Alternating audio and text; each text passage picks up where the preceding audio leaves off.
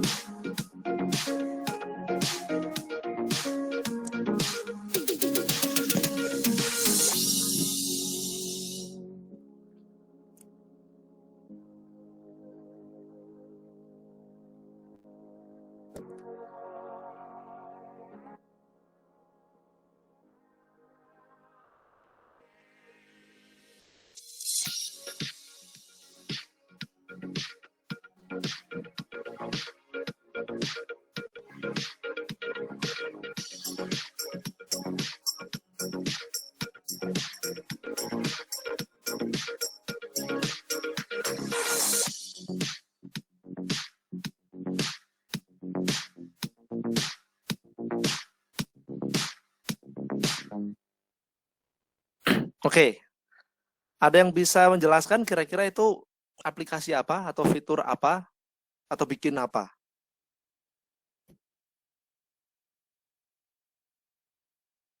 Tadi cuma ada background doang sih, nggak ada penjelasan narasinya. Coba kira-kira siapa yang memperhatikan? CAPTCHA itu Pak, CAPTCHA. apa namanya yang buat yang yang CAPTCHA security gitu ya. Terus? Terus dibikin AR. Nah, AR-nya tuh muncul pas kapan? Pas tadi minta yang apa namanya nomor ngisi nomor telepon, nanti dikirim link gitu di SMS ya. Terus? Betul. Nah, habis itu kita buka linknya, terus itu ada itunya deh, captcha-nya lewat kamera. Oke. Terus gimana lagi? Ceritain lagi. Ya habis itu kita ngisi itunya kan, ngisi apa namanya pertanyaan yang dari captcha itu. Habis itu udah gitu ya Pak. AR-nya tuh pas kapan AR-nya itu? Ya akhirnya tuh pas kita ngeklik link dari SMS itu. Oh, bukan. Hampir. Hmm. Ayo. Coba. Ayo, AR-nya pas kapan? Sebentar. Nah, ini gambarnya Iya kan? nih. Nah, Hmm. ini pas di mana ini tampilan ini? Di website ya. Di website. Ya, Ya. Oke, siapa nih yang ngomong? Nggak ada namanya. saya Pak Radit. Raditya Sandi. Radit Raditya Mukti. Raditya Mukti. Oh, si Ya. Radit. Kalau Sandi Aditya Nur Sandi sama Aditya Dharma. Raditya Mukti. Oke, makasih Radit. Oke. Ya Pak. Padahal videonya cepat ya, tapi Radit bisa mengamati ya. Pasti kalian tahu CAPTCHA ya. Suatu teknik security ya dalam mengakses beberapa informasi. Ya. Bisa berupa register, bisa berupa login, terserah yang bikin sistemnya mau buat apa gitu. Mau apa namanya, mau kirim uang juga harus ada CAPTCHA. Itu aja sebatas teknik keamanan untuk memastikan bahwa yang melakukan aksi itu adalah manusia, bukan bot. Ya. Nah, ini biasanya kalau kalian ngisi CAPTCHA itu kan disuruh, seenggaknya paling disuruh apa ya, ngisi angka-angka dalam suatu gambar atau mungkin nebak gambar yang ada gambar base atau gambar pesawat gitu ya. Nah, ini pakai AR. Nah, seperti yang tadi Radit sampaikan ya. Yang pertama itu ada formulir ini ya, formulir demo ya. Jadi ini yang bikin tuh namanya Dio Hakamdalu ya, kakak tingkat kelas kalian. Dia membuat inovasi AR CAPTCHA tanpa adanya pengguna. Jadi hanya sebatas inisiatif belaka untuk mengimplementasikan AR ini ke CAPTCHA. Nah, dia bikin suatu formulir register, kemudian ada AR CAPTCHA-nya, kemudian disuruh ngisi waktu diklik checklist itu ya, waktu checklist, kemudian ngisi nomor HP-nya itu yang aktif. Kemudian setelah ngisi nomor HP akan terkirim linknya mana ya? Nah, link ya. Jadi pakai sistem SMS gateway. Ya, jadi ini harus nombok pulsa, modal pulsa kalau pengen ada teknologi seperti ini ya. Karena untuk bisa SMS gateway itu harus ngisi pulsa ke operator. Nah, link ini diklik langsung akan menuju ke website, ya ini websitenya, dan langsung ke mode kamera. Langsung ke mode kamera. Nah, pas mode kamera itu, di halaman register itu akan muncul 6 gambar ini. Nah, 6 gambar itu di-scan. Nah, 6 gambar ini adalah marker. Ya, 6 gambar ini adalah marker. Kemudian di-scan dengan HP yang sudah mode kamera, kemudian akan muncul objek-objek itu, objek 3 nih. Nah, itulah pertanyaannya. Ya, di mana objek itu muncul? Nah, barulah dijawab di sini, ada di A, R, sama A kecil gitu. Jadi harus di-scan. Kalau nggak di-scan nggak muncul. Misalkan ngasal jawab ya, ngasal jawab tuh kayak gini tuh, yang wrong condition ya. Alah nggak punya HP, asal jawab aja lah. Kemungkinannya kan sangat kecil untuk betul ya. Nah, itu adalah salah satu inovasi AR. Kelemahannya adalah yang tadi, harus modal pulsa dan untuk menjawab harus ada HP. Nah, kalau biasanya kita ngisi AR kan ya tinggal klik tanpa HP. Nah, ini harus ada HP. Seperti itu. Oke, next. Silakan diperhatikan. Ada brosur e-commerce tas wanita AR.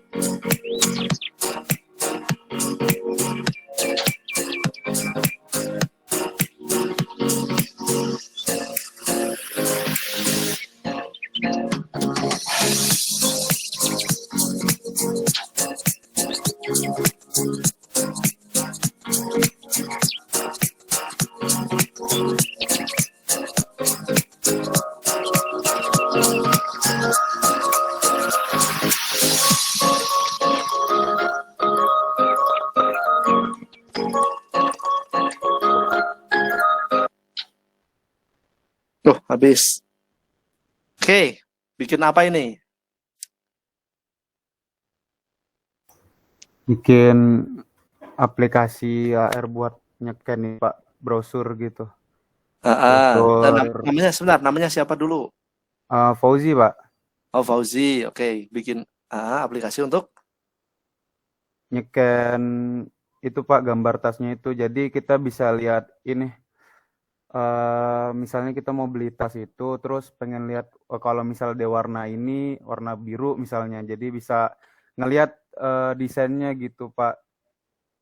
Jadi dengan modal satu gambar yang di buku tadi, kita bisa lihat produknya tuh diganti warnanya tuh jadinya gimana gitu. betul. Terus ada satu fitur lagi yang lain. Nggak? Ini sama shop. Jadi langsung nge-link ke shopnya itu. Nah, di mana itu tadi? Di pas lagi nyeken itu Pak, kan ada pilihan 3, itu ada warna, terus ini bawahnya shop. Nah, itu kalau diklik kemana? Shop itu? Langsung nge-link ke ini online shopnya gitu Pak. Oke. Mungkin. Betul ya, bukan mungkin ya. Terima kasih Fauzi. Oh, cekatan nih. Ini yang bikin namanya Arinto.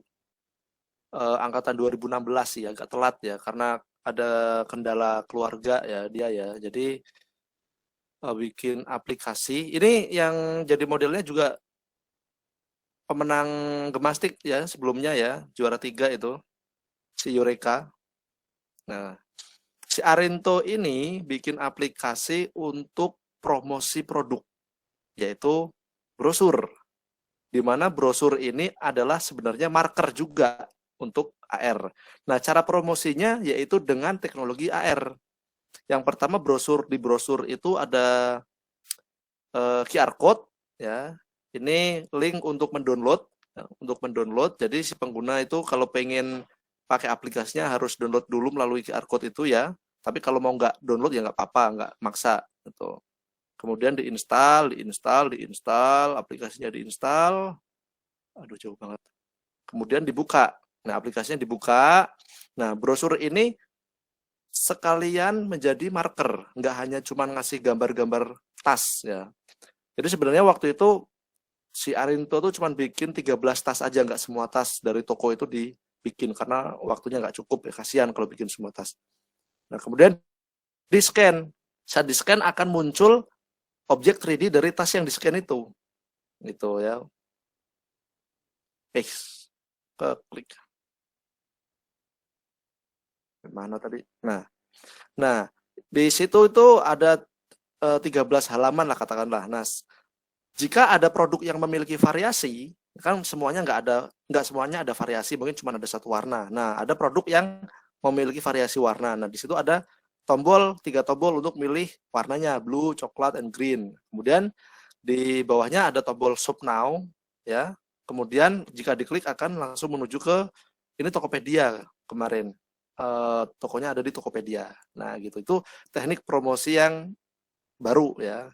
Sebelumnya PA juga ada yang promosi dari Podomoro, pakai Podomoro AR. Jadi brosur Podomoro itu jika di-scan maka akan muncul rumah ke atas gitu ya. Dari rumah ke atas jika diklik lantai 1 tampilannya seperti ini, jika klik lantai 2 tampilannya seperti ini. Nah, biasanya kan kalau perumahan itu kan pakai market 3D gitu kan. Nah, kalau pakai market 3D kan harus ke mall ya, harus datang. Kalau ini enggak gitu. Cukup brosurnya dibawa, kemudian aplikasinya diinstal. Nah, dia bisa lihat objek nantinya tuh rumah saya seperti apa kalau dibikin. Sama juga seperti ini. Kalau nanti saya beli tas warnanya hijau, gitu kan, kira-kira seperti apa sih bentuknya, gitu, secara objek 3 dimensi. Nah, oke. Itu aja, saya stop dulu ya. Dari sini ada pertanyaan?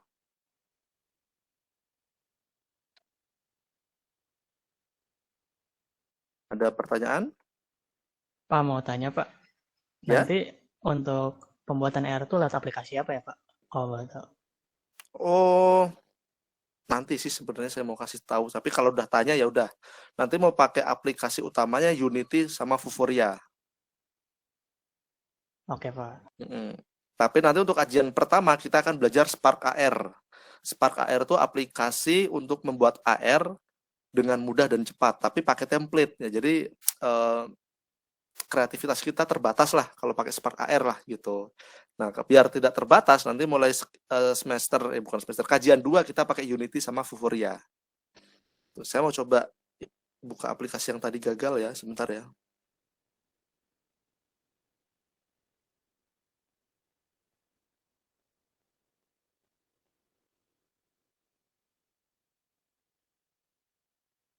Nah, sudah muncul. Nah, saya mau share screen layar HP saya. Nih, layar HP di tangan saya mau share screen. Ini gambarnya kalian nih. Nggak kelihatan ya?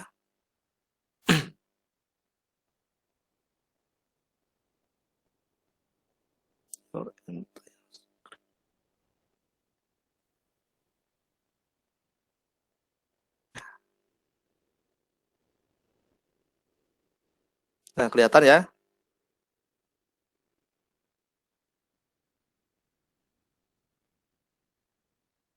Sudah muncul layar HP saya? Sudah, Pak. Nah, di sini saya punya...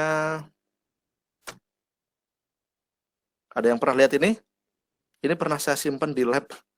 Lumayan lama, saya ambil lagi. Augmented Reality Flashcards, Dinosaur 4D Plus, The Prehistoric Experience. Nah, ini dulu saya beli harganya 200.000. Kartu isinya, kartu AR, Augmented Reality. Suatu media belajar untuk mengenalkan makhluk-makhluk prehistori. Sangat bagus ya.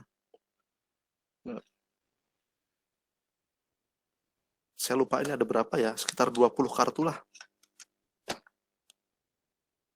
Nah,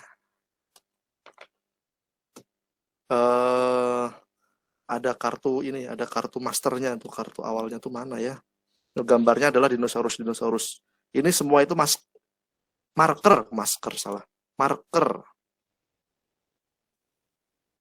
Harus saya cari dulu kartunya. Nah, ini dia. Jadi untuk pakai kartu ini harus download aplikasi namanya The Dinosaur 4D Plus ya di Play Store.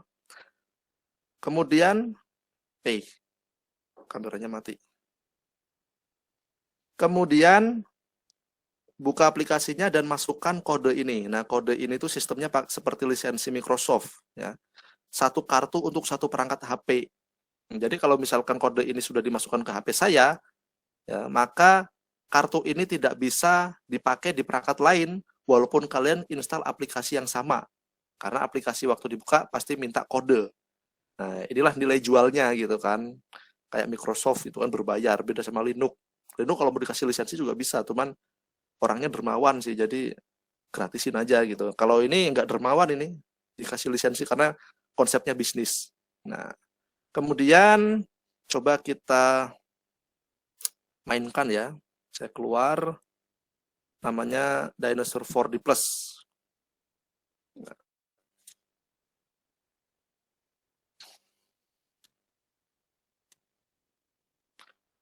Oke, yang bikin namanya Octagon Studio perusahaannya. Ini ada di Bandung, kantornya di sekitar Maranatha di Sukajadi. Alumni ITB, CEO-nya. Octagon Studio itu salah satu startup di bidang AR VR. Jadi selain AR dia juga bikin VR juga. Produknya udah lumayan banyak ya, dan juga sudah go internasional. Ada juga yang bikin kaos itu dijadikan marker. Ya, kaos gambarnya apa namanya hewan. Nah kalau kaos itu di scan diarahkan ke kaosnya gitu, maka di depannya itu akan muncul objek 3D. Nah jadi ya macam-macam lah. Gitu. Sebentar, mohon tunggu sebentar. Nah, instruksi layaknya AR ya. Jadi kartu marker tadi itu disorot menggunakan aplikasi. Nah, apa yang muncul ya? Ini ada kartu. Tuh, muncul objek 3D-nya.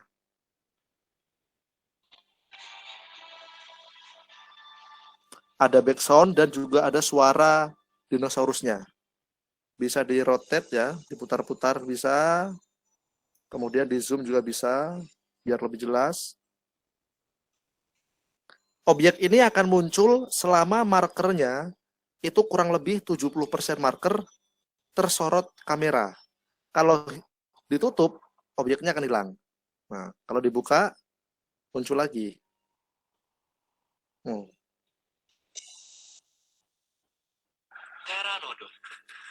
Pteranodon. Kemudian di pojok kanan bawah itu ada tombol aksi. Tombol aksi ini diklik akan melakukan sedikit gerakan khusus hewan tersebut. Nah, cuman mengepakkan sayap gitu. Kemudian ada tombol fakta menarik yang memberikan sedikit informasi mengenai hewan tersebut. Ya, walaupun Pteranodon tidak memiliki gigi, Pteranodon termasuk hewan karnivora. Langsung ditelan aja gitu ya. Nah, gitu. Jadi kartu ini adalah objek nyata, tapi hewan itu adalah objek virtual yang menambahkan kartu sebagai objek nyatanya. Nah,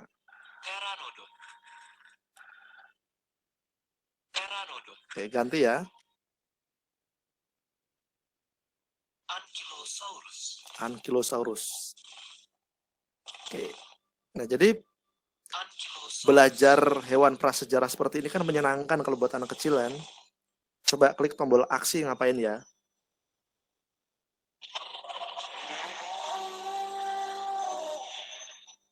Oke. Cuman gerakannya seperti itu sih. Nah, hilang. Ankylosaurus.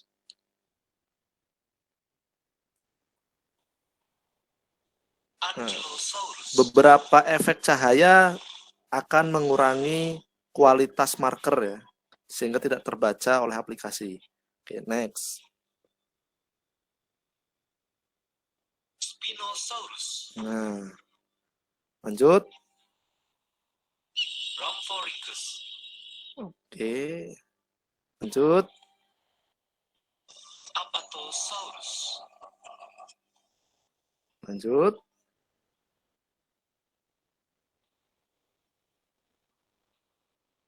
Styracosaurus. Styracosaurus. Oke. Plesiosaurus. Nah, ini dinosaurus laut. Dilophosaurus. Dilophosaurus. Oke. Parasaurolophus.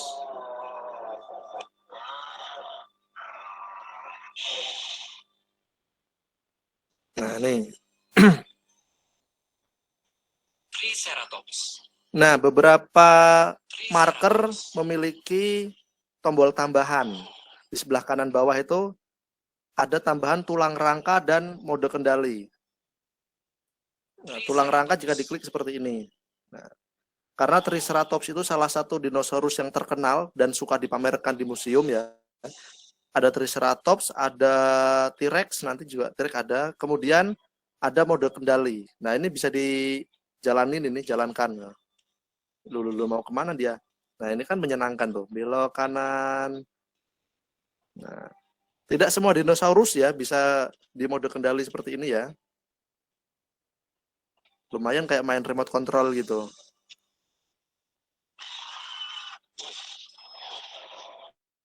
Nah. Oke, next. Coba cari yang Tyrannosaurus. Iguanodon. Mana ya T-Rex ya? Brachiosaurus. Oh, ini T-Rex.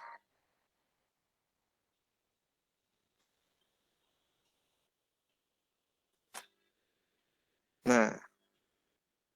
Tyrannosaurus Rex.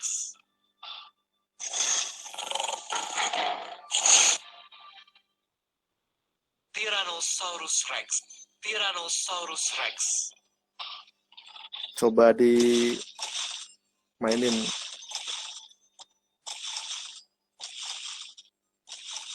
Oh, kabur dia.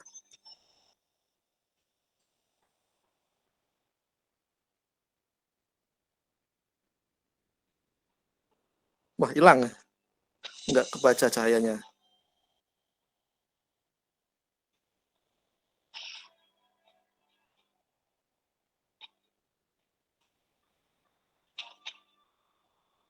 nggak ada tombol kembali ke tempat sih.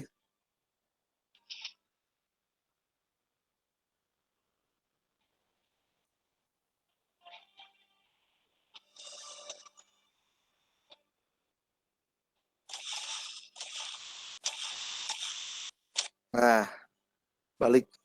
Bentar.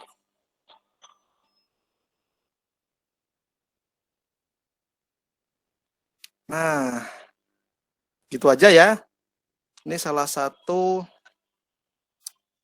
Tuh, sebentar, ada iklan.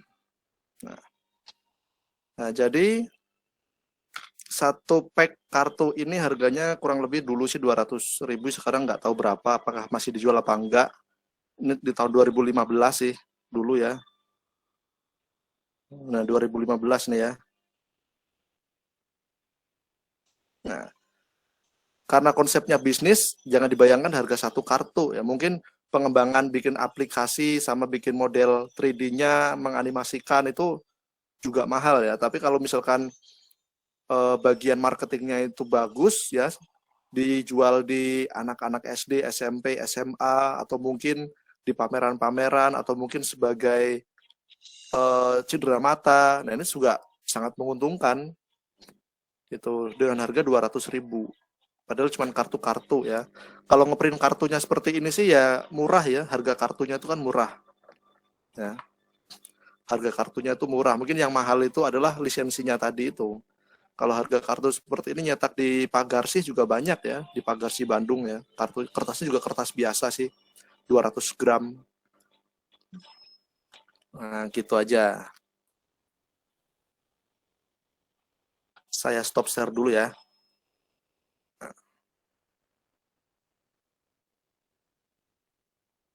Ada pertanyaan sampai tadi saya nunjukin aplikasi-aplikasi?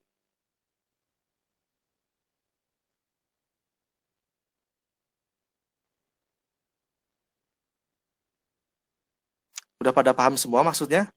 Kira-kira AR itu apa? Terbayang lah, Pak. Terbayang ya. Tapi Ya. saya tidak akan bikin kalian nanti ya, membuat kalian bikin aplikasi kayak tadi ya. Itu tadinya level yang level PA sama level bisnis perusahaan ya, beda ya. Nanti kita lebih bikin yang lebih simpel. Syukur-syukur kalau kalian nanti malah bisa bikin aplikasi kayak PA tadi, malah lebih enak ya. Kalian nanti PA nggak perlu bikin aplikasi, tinggal sidang. Gitu. Sama kasih sedikit materi lah, biar afdol. Kita flashback. Nih ya, sedikit konsep tentang AR itu bagaimana.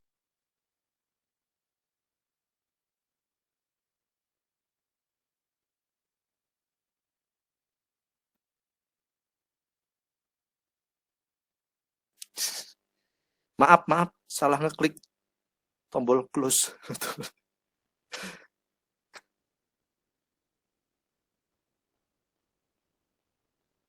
Nah, udah muncul ya.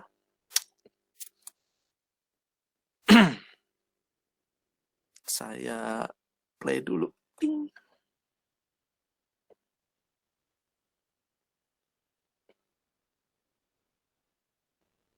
Oke. Diprediksi ada 7 teknologi ya, yang bisa mengubah masa depan. Ya, ada AI, Artificial Intelligence, ya, atau kecerdasan buatan. Ada AI for IoT. Ya, kemudian ditingkatkan menjadi IQ for Think. Nah, IQ for Think itu alat yang bisa berpikir. Kayak robot. Ya, robot bisa berpikir. Kayak Ultronnya Iron Man. Ultron itu robot, alat ya IoT, tapi dikasih AI, dikasih otaknya Jarvis. Jadinya IQ of Think. Kemudian ada AR. AR kalau di Iron Man itu banyak ya, yang basisnya itu hologram yang biasa dilihat di mejanya Tony Stark, itu kan AR. Kemudian ada kacamatanya Tony Stark, namanya Edit, yang dikasihkan ke Peter Parker. Nah, kacamatanya itu namanya Edit. Nah, lewat kacamata itu bisa ngelihat dunia luar secara nyata, dan waktu kita perintahkan sesuatu, kacamata itu akan memunculkan objek-objek tambahan yang melengkapi dunia luar tadi, dunia nyata tadi. Misalkan tolong analisa musuh. Nah, nanti di sekitar objek musuhnya akan dianalisa. Nah, objek itulah yang menjadi tambahan dari musuh tadi yang notabene adalah benda nyata. Kemudian ada VR. Nah, kalau VR itu beda sama AR ya. Kalau AR itu kita bisa melihat dunia nyata, kalau VR tidak, matanya tertutup rapat. Semua yang kita lihat itu adalah dunia virtual, benar-benar terkurung. Kemudian ada ML dan DL, machine learning dan deep learning. Ini saudaranya sama AI, sama-sama konsep berpikir cerdas. Kemudian ada e-sport, ya, suatu konsep teknologi yang mana bisa menggabungkan kompetensi atau atlet-atlet melalui dunia kompetisi di jaringan internet. Nah, kemudian ada mega cloud, ya, konsep penyimpanan file berbasis cloud computing. AR itu apa sendiri ya? AR itu adalah konsep perpaduan antara virtual reality dengan world reality. Ya. Memadukan data digital, ya, dengan dunia nyata, menambahkan data digital ke dunia nyata. Data digital itu ada di dunia nyata melalui perangkat tertentu, ya, bisa kacamata, bisa HP dan lainnya. Nah, teknologi ini melibatkan overlay grafis komputer pada dunia nyata, ya, di mana objek dunia maya bisa dibawa ke lingkungan dunia nyata secara real time, jadi secara sistemnya nyata langsung, ya, real time tadi. AR ini sekedar menambahkan atau melengkapi kenyataan, ya, cuman menambahkan kenyataan saja, gitu. Nah, yang sudah pernah kalian mainkan mungkin dulu Pokemon Go, ya, rentang 2014-2015, ini sangat booming menggunakan teknologi AR. Nah, waktu kalian main Pokemon Go, kemudian masuk ke mode kamera, di mode kamera itu kalian akan melihat dunia nyata, ya, ada pohon, rumput, gedung, dan lain-lain, daun, ya. Nah, kemudian waktu kalian jalan-jalan, tiba-tiba muncul Pokemon, ya, katakanlah Pikachu. Nah, kenapa bisa muncul Pokemon saat kalian jalan-jalan? Kira-kira ada yang tahu nggak? Padahal objek AR itu muncul jika ada inputannya. Ada yang bisa jawab? Marker tertentu mungkin, Pak. Nah, markernya apa? Mungkin salah satu contohnya, contoh aja nih Pak ya, mungkin daun gitu. Jadi nanti dia ngedeteksi apa gitu, atau jalan gitu Pak. Oke. Bukan itu markernya. Ada marker, tapi apa kira-kira? Ada yang tahu nggak? Waktu kalian jalan-jalan, dikit-dikit, tiba-tiba muncul Pokemon. Kalau Pokemon tuh setahu saya dia tuh markernya dari mapnya nggak sih Pak? Soalnya kalau mau nyari Pokemon tuh ada mapnya gitu di suatu tempat, misalnya di tempat A ada Pokemon ini gitu. Kita ke sana. Betul. Dari koordinat lokasi di Google Map. Nah, itu markernya. Siapa tadi yang bilang? Faisal Muan, Pak. Oh, si Faisal. Oke. Pernah main dulu, Faisal? Pernah, Pak. Kalau kalian pernah main, minimal dapat satu Pokemon aja. Kalau dulu zaman saya waktu 2015 ya. Itu berarti HP kalian bagus. Soalnya dulu HP saya terbatas, nggak kuat. Lemotnya minta ampun. Oke. Nah, jadi Pokemon ini markernya adalah koordinat lokasi di Google Map. Jadi ditentukan titik. Pokemon ini ada di sini. Pokemon api ada di gunung berapi, misalkan. Memang ada itu kan. Untuk mendapatkan Pokemon yang evolusinya paling tinggi, siapa tuh namanya? Lupa, yang merah-merah apinya gede itu ya. Itu harus benar-benar di gunung ya. Kemudian Pokemon air ya benar-benar harus ke laut gitu. Artinya nggak nyebur ke laut ya. Mungkin naik kapal, kemudian di koordinat tertentu akan muncul Pokemon itu dan ditangkap. Nah, kemudian ada Pokemon hutan, ya harus ke hutan. Nah, gitulah ya. Jadi si pengembang itu sudah menentukan markernya itu di mana dan muncul Pokemon apa. Nah, jadi AR itu pasti ada inputannya. Nah, ini. Nah, ini ya konsep teknologinya ya. Yang pertama harus ada inputan. Inputan ini bisa apapun. Ya, apapun. Mau benda fisik sama benda astral, hantu katakanlah, jika itu bisa dideteksi, maka itu akan bisa menjadi inputan. Ada alat yang bisa mendeteksi. Nah, kalau gambar kan contohnya ada kamera. Kalau suara ada mikrofon. Nah, kalau hantu apa? Nggak ada kan? Ya, selama nanti teknologi bisa mendeteksi hantu, ya silakan hantu itu dijadikan marker, nanti akan muncul. Waktu ada hantu muncul, langsung ada ayat kursi berbunyi gitu kan. Bisa aja.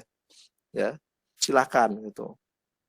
Yang kedua adalah ada alat detektornya, pendeteksinya. Di sini ada kamera contohnya, karena kamera ini sekaligus untuk mendeteksi marker juga sebagai alat untuk menangkap dunia nyata. Nah, gitu. Tapi tidak semua detektornya itu adalah kamera, tidak. Mungkin bisa suara ya, mikrofon, kemudian kamera itu fungsinya hanya sebatas menangkap dunia nyata, ya nanti antara mikrofon dan kamera digabungkan menjadi satu, ditampilkan dalam output. Nah, kemudian yang ketiga adalah prosesor. Nah, waktu kamera itu menangkap inputan, dia akan diperintahkan. Ini inputan ini harus ngapain, gitu kan? Kayak tadi koordinat ini.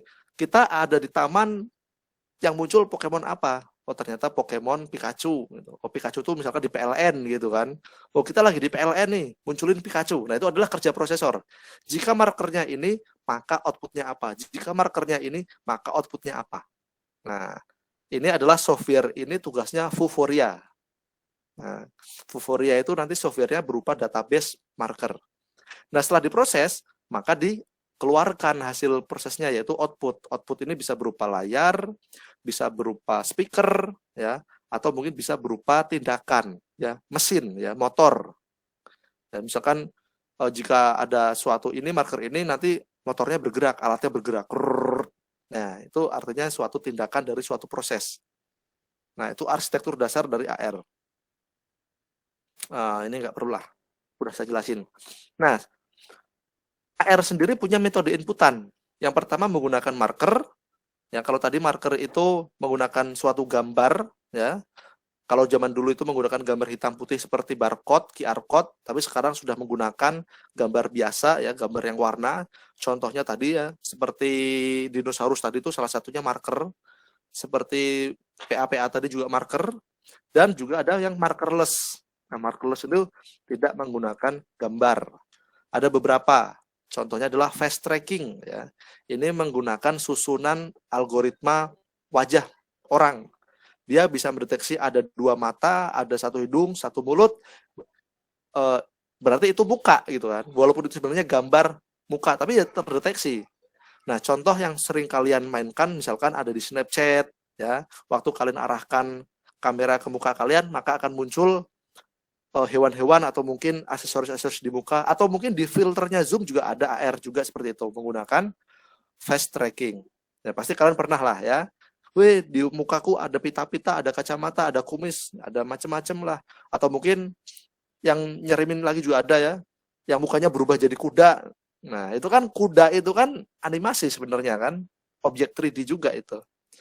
Nah, kemudian yang kedua ada 3D object tracking. Nah, markernya itu benda beneran, ya. Benda beneran itu benda nyata, bisa HP, bisa mouse, bisa piring, gelas yang sering kalian lihat di dunia nyata itu dijadikan marker. Jadi waktu aplikasi dibuka, kemudian perangkat HP dinyalakan, kemudian diarahkan ke benda 3D itu, ya akan muncul sesuatu, terserah mau muncul apa gitu. Dari berbagai macam sudut bisa mendeteksi, gitu ya. Misalkan ada apa namanya mouse, saya di depan saya ada mouse, saya arahkan dari sisi kanan, sisi belakang, atas, kiri, depan, ya akan kebaca itu mouse, itu marker gitu. Tapi kalau yang menggunakan gambar kan terbatas ya, dari atas mungkin miring sedikit 45 derajat, kalau ke bawah lagi dia nggak akan kebaca gitu. Kemudian ada motion tracking. Nah, motion tracking itu berbasis gerakan. Ini juga sudah banyak aplikasi ya, di TikTok juga udah banyak. Ya, kalau misalkan kalian tangannya peace, kemudian love, ngapain, akan muncul apa gitu, atau mungkin akan berbuat apa aplikasinya. Nah, itu adalah menggunakan motion tracking, yaitu mendeteksi gerakan. Kalian gerakan tertentu ya akan dijalankan suatu perintah tertentu. Nah, kemudian yang keempat ada GPS based tracking. Ya, nah itu tadi contohnya adalah Pokemon Go. Yaitu adalah inputan berbasis marker GPS. Nah, selanjutnya metode-metode ini tidak akan terbatas di seperti ini ya, akan berkembang ya, terserah nanti pengembangnya akan menggunakan inputan apa. Apapun itu asalkan bisa dideteksi oleh suatu alat dan diproses, ya itu sih gampang ya. Mau misalkan retina mata udah ada ya, struktur atau bentuk tubuh ya sudah ada mendeteksi kepala, 2 tangan, 1 badan, 2 kaki, itu juga sudah ada ya. Kemudian gerakan mulut ya, kalau mulutnya diem, mingkem ya, menutup tidak terjadi apa-apa, tapi waktu mangap ya, membuka maka akan muncul objek. Itu kan ada itu TikToknya juga. Nah, jadi sudah cukup banyak inputan-inputan untuk memunculkan objek-objek tambahan di dunia nyata. Itu sebagai teknologi AR gitu. Selanjutnya ini apa nih ya? Sebentar. Nah, nah ada 3 jenis perangkat AR ya. Kalau gambarnya ini hanya sebatas salah satu contoh aja. Nah, bentuknya, cara kerjanya seperti ini. Yang pertama optical see-through HMD. HMD itu kepanjangannya head mounted device ya, perangkat yang ditanamkan di kepala. Artinya kayak helm gitu. Nah, perangkat ini cara kerjanya adalah seperti ini ya. Ini ada monitor. Monitor ini akan memancarkan seperti proyektor itu ya, LCD proyektor, memancarkan cahaya ke layar ini ya. Nah, kemudian mata kita itu saya ulangi. Layar ini itu adalah layar transparan layaknya kacamata, sehingga mata orang itu bisa melihat keluar. Nah, sambil mata ini melihat keluar, dia juga melihat pantulan atau refleksi objek dari monitor di atasnya. Jadilah di situ ya, gabungan antara objek digital dengan objek nyata. Nah, cara kerjanya seperti itu. Ya nih ya, kacamata 2 ini adalah kacamata transparan. Yang ada di atasnya itu adalah proyektor, monitor ya. Nah di sini dia turun ke bawah ya. Kemudian dilihat oleh mata. Jadi campur objek nyata digabung dengan data digital. Ini di lab ada alatnya ya, kita menggunakan Meta 2. Nah. Next. Yang kedua adalah virtual retinal system. Ini mirip seperti yang pertama tadi ya, cuman ini fokus untuk satu mata. Nah, dan dia bisa mendeteksi gerakan pupil dan retina. Nah, jadi ada detektornya, seperti inputannya itu adalah inputan pupil dan retina. Dan ada juga monitor di atasnya juga. Tujuannya adalah apa? Ya untuk menggabungkan data digital dan bisa dilihat oleh salah satu mata. Salah satu mata lagi itu untuk melihat objek nyata secara luas. Nah, kurang lebih seperti itu. Kemudian ada satu lagi ini, video see-through HMD. Alatnya mirip seperti VR ya, tapi ini beda sama VR. Matanya memang ditutup semua, di dalamnya ada monitor, ini monitor. Nah, objek nyatanya, dunia nyatanya itu dilihat dari video kamera yang ada di alat tersebut. Ya.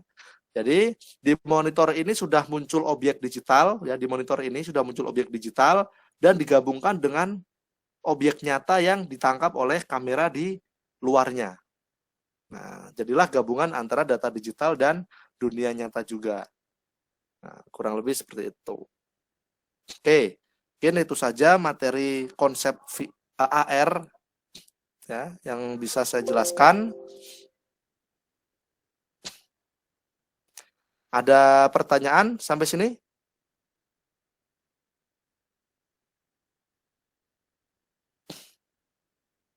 Cukup, Pak. Cukup jelas ya. Minimal kalian tahu konsep AR itu seperti apa, syaratnya itu seperti apa ya. Tadi ada inputan, ada kamera ya atau detektornya, ada prosesornya dan ada output. Nah, selanjutnya kita ketemu lagi mungkin minggu depan ya, karena saya ada pelatihan full 4 hari besok sampai hari Jumat. Hari Jumat ya, Selasa, Rabu, Kamis, Jumat. Ya. Sampai hari Jumat. Nah, tugas pertama kalian untuk mata kuliah ini adalah install Unity dan Vuforia. Pastikan berjalan dengan lancar. Ya, mungkin kalian beberapa sudah pernah install Unity ya, tapi kalau Vuforia saya kira belum ya.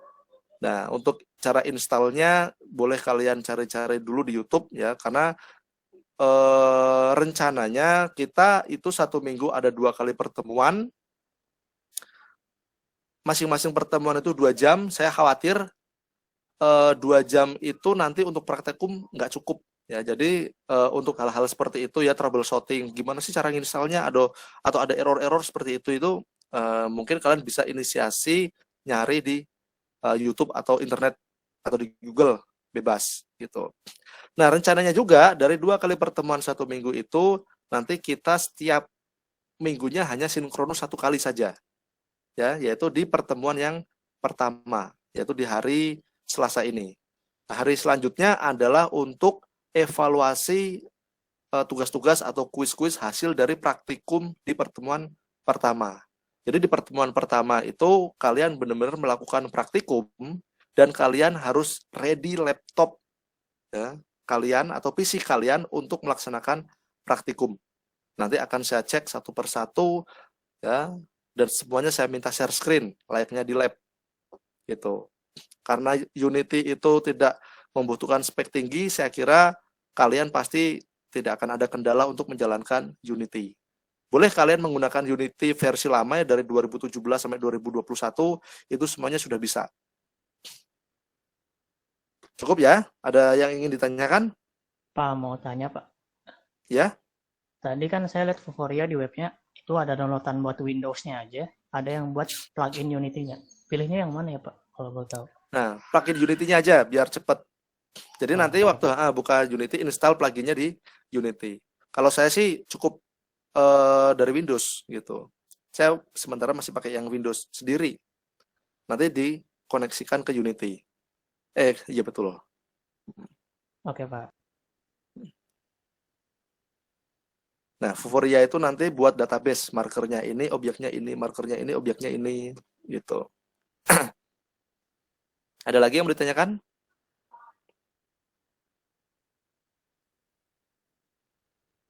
Oke, kalau tidak ada, kita ketemu minggu depan praktikum ya. Siapkan laptop, siapkan niat, dan konsisten untuk kuliah. Jadi tidak melakukan hal-hal yang lain selama 2 jam kita. Oke, terima kasih atas kehadirannya. Kita ketemu lagi di jadwal yang sama di hari Selasa.